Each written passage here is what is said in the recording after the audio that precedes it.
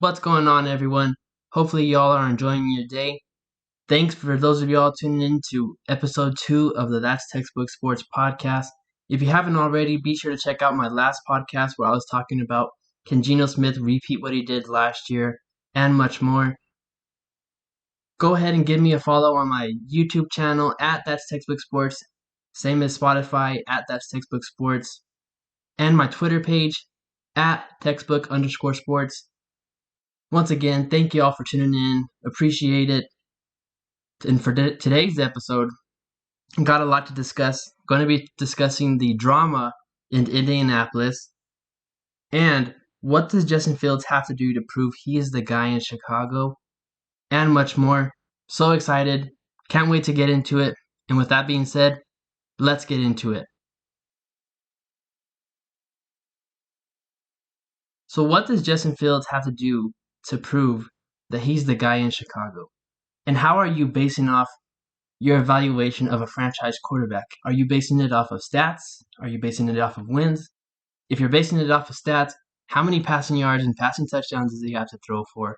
He's already promised that he'll throw for 4,000 passing yards this year. Is that your benchmark for him? Let me know in the comments section. Let me know what you think of this podcast in general in the comments section. Your take, I want to hear it. I'll respond to y'all as soon as I can. And with that being said, if you're basing your evaluation of a franchise quarterback, particularly Justin Fields, on wins, how many wins does he have to have? Does he have to lead his team into the playoffs? Is it 10 wins? I want to know. And the way I'll be judging Justin Fields this year is it's going to be a combination of the stats, a little bit of a combination of the wins, but more necessarily the traits. Has he shown that he's got a quicker release this year? Is he making the right reads? Is he going through all of his progressions? Is he making the right play? And most importantly of all, is he the reason why his team's winning the game, or is he the reason why his team's losing the football game? Last year, the Chicago Bears, they were in a lot of close games that could have went either way. And had they won those games, who knows if we're having this discussion about Justin Fields being the franchise guy. He might have already been the franchise guy in Ryan Poles' eyes. But for me, it's going to be how he looks, how the chemistry with him and DJ Moore is, which apparently in training camp, it's been fantastic. And if he does throw for 4,000 passing yards, in my eyes, I think that'll be phenomenal. Of course, that'll be phenomenal for him, but that'll also give me the confidence in saying, okay, he is a franchise quarterback in Chicago. And overall, I want to know what y'all think. Give me your opinion, your take on it in the comments section. Overall for the Chicago Bears, I want to know how many wins do you think the Chicago Bears are going to have this year? Are they going to have over or under 7.5 wins?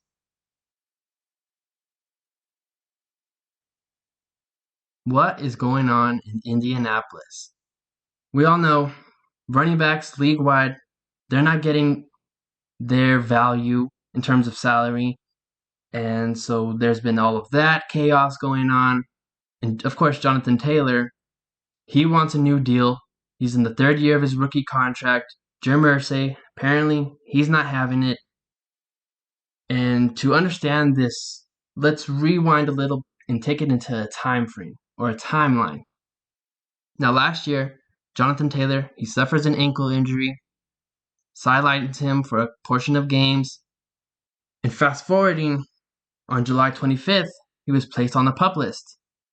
And many thought, oh, well, he hadn't recovered from that ankle injury. Well, it turns out that necessarily isn't the case because what showed up on the PUP list, or what was deemed his injury based on the physical, was a back injury. And this is where we get into the legality or policy sort of deal into the NFL, which is really interesting. When a player suffers an injury outside the facility, they have to be placed on the NFI list according to the collective bargaining agreement.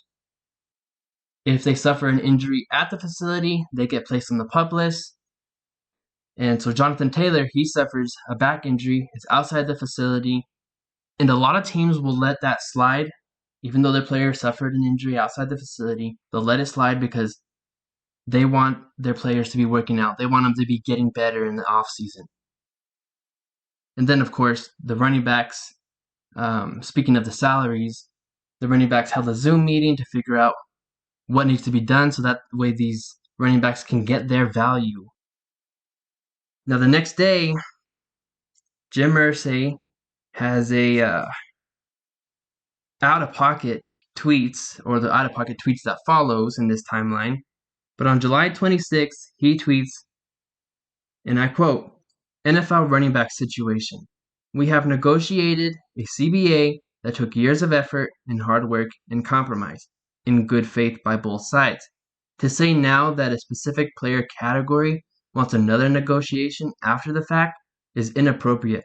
Some agents are selling bad faith. And so what he's basically saying here is, look, we discussed this years ago in the collective bargaining agreement. Just because a player category or some players don't necessarily like it, we're not going to change it back. Now pay attention to when he said some agents are selling bad faith. Now apparently it's been known that Jonathan Taylor's agent and Jim Irsay don't have the best relationship. Apparently they've been going back and forth at each other on Twitter. And then now we get to the famous meeting in the bus. Taylor and Irsay met on Irsay's bus, and moments after, Irsay tweets another out-of-pocket tweet. He says, "If I die tonight and Jonathan Taylor is out of the league, no one is going to miss us. The league goes on. We know that. The NFL rolls on. It doesn't matter who comes and who goes. And it's a privilege to be part of it." That was a headache of a tweet to decipher. And I guess it was reported moments after that meeting that Jonathan Taylor has requested a trade, but apparently this trade request happened days before that meeting. And so that's a recap of Jonathan Taylor. He wants his value in terms of salary. Jim Irsay, he's talking about the collective bargaining agreement. We've discussed this years ago. And I mean, who knows what's going to go on? Who knows how this is going to pan out? Irsay has also said that he's not going to trade Jonathan Taylor. And speaking of a trade, I want to know what y'all think a correct value is for a team to spend in terms of draft capital or whatever that may be to get Jonathan Taylor. Do you believe it's a first round pick, a first and a couple seconds, a first, a second, and a couple thirds? Let me know in the comments section. I think just based on the fact that Jonathan Taylor is a running back, he did suffer an injury. He's at the end of his rookie year, and a lot of running backs after their rookie year, you don't necessarily get that value in return, but you're paying out. Sometimes you don't get back. I think a team like the Kansas City Chiefs, the Buffalo Bills, one of those top Super Bowl contending teams that just need one piece to take them over the top to another level, might get Jonathan Taylor for an immense value. I mean, if the Kansas City Chiefs or the Buffalo Bills don't have to spend a first-round pick, just a couple of day twos or some day threes, for Jonathan Taylor, who's a superstar running back, that's going to be a monopoly for either one of those teams. In terms of best fit, I think for him, Kansas City is a fantastic fit. Buffalo, as I mentioned, the Miami Dolphins, they need a running back. It'll be interesting to see how he fits into their run scheme.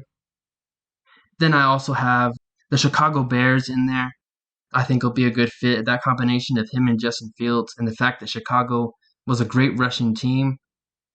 I mean, that's just, it's mind-blowing, for lack of better words. It's just mind-blowing. But as I said, what do you think of this situation? What would you give up to acquire Jonathan Taylor?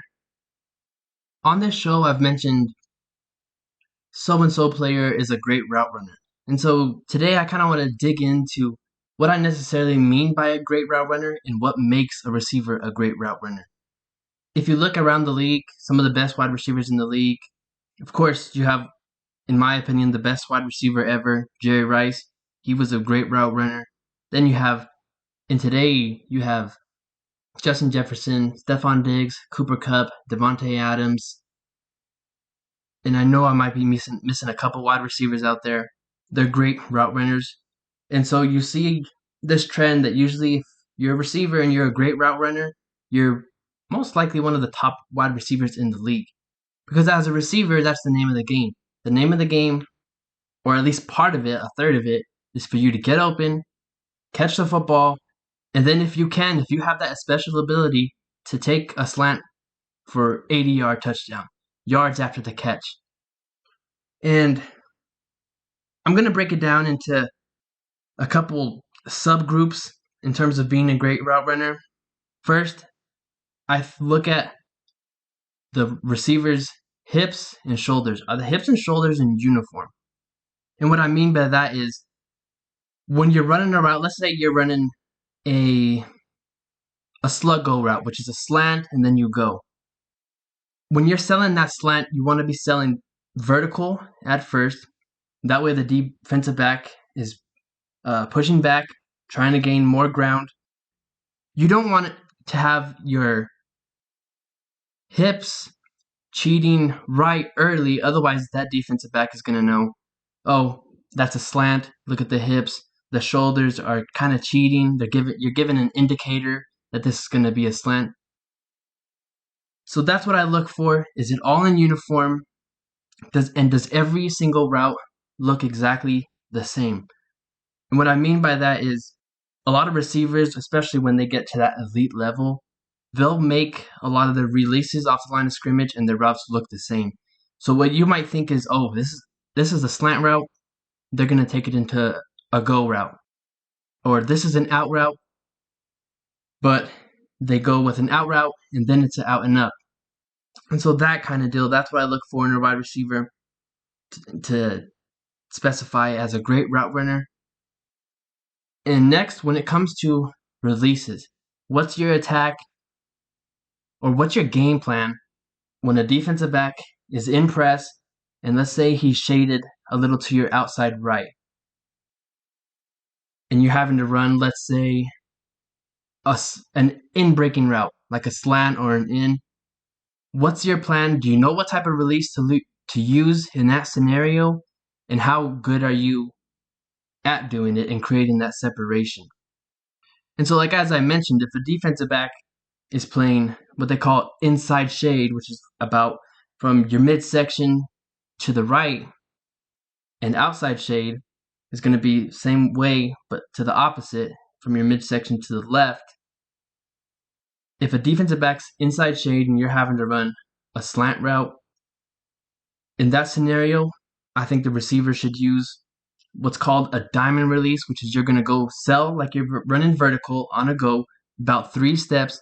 Then you're going to drop your hips and turn right and get it out of that break as fast as possible. When you're getting out of the break, you want to make it be 3 steps or less, just because a lot of defensive backs, they're running 4.2s just like the wide receivers. They have insane recovery speed. So you want to make sure that when you're getting out of that break, you're not wasting any. There's no wasted steps. There's no wasted movement. Your hips, your shoulders, everything is going in the direction you need. As I was talking about with uniform, you don't want them. It's a lot harder to be running right when your hips and your shoulders are saying, no, I'm going left, and that sort of deal. That's what I look for. Now, as I was mentioning with the diamond release, you're going to sell vertical and then snap back inside. So I look at the type of game plans that they use, I guess technique when it comes to beating press coverage, if they can use a split release, diamond release, a dive release, a shuffle release, all that stuff. And lastly, it comes down to how fast they are of getting out of that break and how they use their hips and their pad level. What I mean by pad level is, are you in what coaches like to call an athletic stance, where it's very easy for you to create momentum, drive, and force? Because if you're running, or when you're running in general and you're trying to stop and you're standing up, you're going to be prone to injury and you're not going to get out of that break quick enough. But when you're running, you sink your hips down and you're in that athletic stance, so that way you can get out of that break quicker. You're gonna get out of that break. You're gonna get out of that break, quicker, and the quicker you get out of that break means more separation. So those are the things I look for in a great receiver. A great route runner. And as we get closer to draft season, and we're looking at these elite wide receivers or elite college prospects, film breakdowns, I'll provide some visuals so that way I can show you. Okay, this is what a diamond release is. This is what a slide release is. This is what a split release is. This wide receiver is attacking inside or outside shade this way. This is what a snap down means, and this is how quick you have to get out of your break, and this is what I mean by your hips and shoulders being uniform and that kind of stuff. And speaking about college football, which is a great transition into my next topic, which are my 3 college football impact freshmen of the upcoming season. And I'm going to have to start off with USC wide receiver Zach Branch, drawn comparisons to Tyreek Hill just because he has such phenomenal short area quickness, burst, and long speed. Ran a 10.3 100 in high school, which is phenomenal. He's going to be in USC. Lincoln Riley, Lincoln Riley is going to find ways to get him open. And so you combine his speed with Lincoln Riley finding him ways to get open, and then Caleb Williams throwing him the football. And Caleb Williams has one of the best arms I've seen in a college football prospect in a long time. He's going to be fun to watch. You're going to have to watch out for Zachariah Branch. Next, I'm going to stay in the state of California and go with UCLA quarterback Dante Moore, talented young quarterback in a friendly Chip Kelly system. Dante Moore, he reads coverage as well and showed great efficiency in the All-American Bowl. I believe in that game he tossed for 2 touchdowns. Went through his reads really well. I liked what I saw from him. Played really great against equal competition.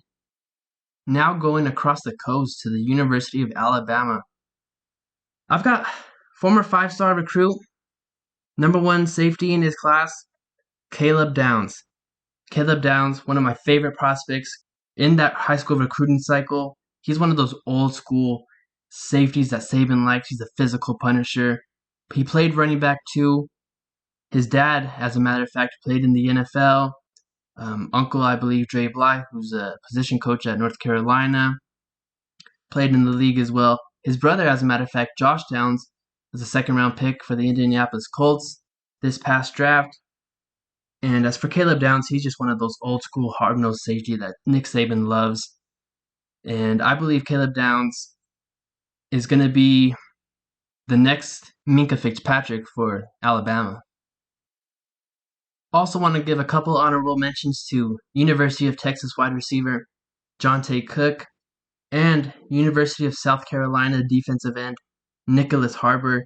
Harbor is 6'5", 225, and ran 100 meters of 10.28 and 10.29 among numerous other sub-11 reps as a junior. Last, but certainly not least, my final topic for the show, and I want to get the audience's opinion or thoughts on this too, is would you rather have an elite offensive line or elite playmakers? And so you have to choose one or the other. You can't have it both ways. You can't say, well, I have an elite offensive line and elite playmakers. It's one of the two. And I think with the way that the league is trending, I think I'd have to go with the playmakers just because you look at the Cincinnati Bengals, and obviously they haven't won the Super Bowl, but any other team would do anything to be in the Cincinnati Bengals situation where they've went to a Super Bowl. They did lose, but they were that close. They also went to an AFC Championship game the next year. We're very close in that one too. And I think what comes to mind for me too is the San Francisco 49ers. I mean, you remember they had Jimmy Garoppolo got hurt, and then Trey Lance got hurt first, then it was Jimmy Garoppolo. Then they had to rely on Mr. Irrelevant in Brock Purdy. They went to an NFC Championship game, and you look at the supporting cast, I mean, they had, I'd say, an average offensive line. It was nowhere near the offensive line they had the year before. But then you add in George Kittle, Deebo Samuel, of course, Christian McCaffrey, Brandon Ayuk, who's a solid wide receiver too, and they were that close to go into the Super Bowl. And since it's such an offensive league and a lot of judgment on a quarterback and the team is how much they score nowadays and how much stats the quarterback puts up, I'd have to say elite playmakers just because that's what the league is trending right now. And you even look at the Atlanta Falcons, I think they're following a similar model. Hey, we don't have that superstar quarterback. They may think Desmond Ritter's the guy. I don't believe so. We'll have to see how that pans out. But they drafted Bijan Robinson, who has an elite skill set. Then you add in Kyle Pitts, who's a freak athlete at tight end. Drake London, he's another freak athlete. And so I just think that's the way of the league right now. It's all about the playmakers, supplying your quarterback with the weapons he has. And then, of course, when talking about team building in general, not every team is going to have this super team where they're loaded 3 deep, linebacker, safety, defensive back. It's not going to be like that. There's going to be some weak spots on your roster. And I think we all know in the NFL, sometimes the best team or the best talented roster doesn't always win the Super Bowl. Some things are going to have to bounce your way. But I think you can live with saying, hey, we're going to have elite playmakers with our elite quarterback or for our quarterback. We're going to have an average offensive line that gets the job done, keeps our quarterback clean. Going to have, a great running back to take the pressure off that quarterback and establish the run. Then we're going to have a defense that just makes stops on third down, gets turns those turnovers into touchdowns. And so, like I said, I want to know your guys' opinion and thoughts. If you like this podcast episode, feel free to subscribe, leave a comment. Hope you all enjoy it. And until next time, thanks for tuning in to the That's Textbook Sports podcast. Be sure to give me a follow on my YouTube channel, Spotify account at That's Textbook Sports, and my Twitter page at textbook_sports. Thank you.